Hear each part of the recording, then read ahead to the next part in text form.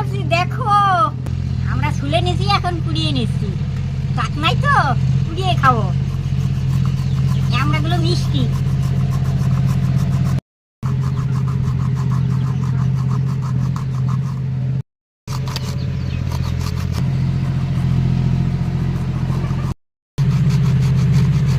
পুরানি হয়ে গেছে, এখন এর মধ্যে একটু লবণ দিয়ে দেই, একটু লঙ্কা দিয়ে দেই,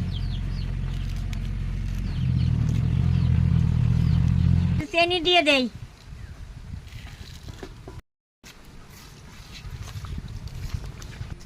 মাখানো হয়ে গেছে, খেয়ে দেখি কেমন লাগে। খুব ভালো হয়েছে, সুন্দর লাগতেছে। তোমরা কারা কারা আমরা মাখা খাইছো কমেন্ট করে জানাবা।